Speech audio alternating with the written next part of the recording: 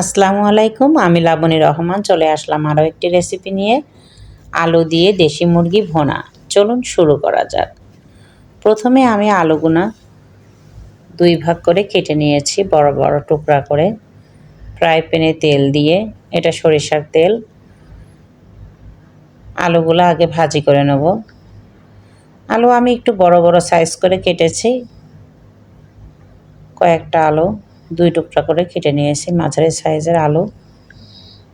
তুলে নিয়ে এর ভিতরে দিয়ে দিলাম পেঁয়াজ কুচিগুলো হালকা বাদামি রং হয়ে আসলে আমি এর মধ্যে মশলা অ্যাড করে দিব।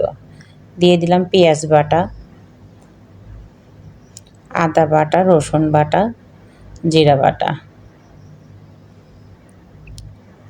হলুদের গুঁড়া, ধনিয়া এবং ঝালের গুঁড়া, স্বাদ মতো লবণ, কাঁচামরিচ, সামান্য একটু পানি দিয়ে মশলাগুলো কষিয়ে নিব। ধনিয়া আর শুকনা ঝালের গুঁড়া আমি একসঙ্গে ভাঙিয়ে রাখি। গরম মশলা দিয়ে দিলাম 1 টেবিল চামচের, বড় চামচের 1 টেবিল চামচ আর কি। দিয়ে দিলাম মুরগি, এটা দেশি মুরগি। দেশি মুরগি খেতে ভালোই লাগে। ঢাকনা দিয়ে জাল করলাম, হালকা একটু নেড়ে দিব যাতে নিচে পুড়ে না যায়। মুরগিটা কষানো হয়ে গেলে ঢাকনা দিয়ে ঢেকে আমি আরও কিছুক্ষণ জাল করব।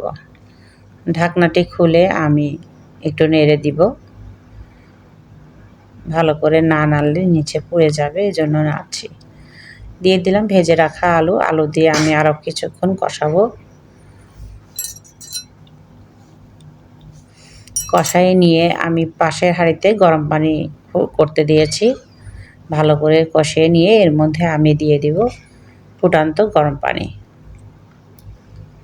দেশি মুরগিতে একটু পানি দেওয়াই লাগে, গরম পানি দিলে আরও বেশি ভালো হয়। ভালো করে চামচ দিয়ে নেড়ে আবার আমি ঢাকনা দিয়ে ঢেকে দিব। হালকা জালের উপরে কিছুক্ষণ বসিয়ে রাখবো। দেশি মুরগি একটু রান্না করতে সময় লাগে, আর তাতে আমি বড় বড় করে আলু দিয়েছি, একটু তো সময় লাগতেই পারে।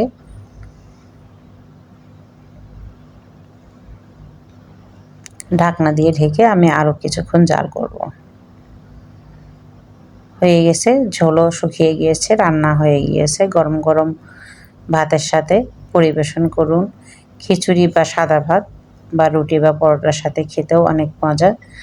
দেশি মুরগি অনেকে ঝোল ঝোল করে রান্না করে, ঝোল করলেও ভালো লাগে এবং ভুনা করলেও ভালো লাগে। আমি আলু দিয়ে গা মাখা করে রান্না করেছি। আমার ভিডিওটা যদি আপনাদের ভালো লেগে থাকে তাহলে like, comment, share and subscribe করে দিবেন। ভালো থাকুন, সুস্থ থাকুন। আল্লাহ হাফেজ। Thanks for watching.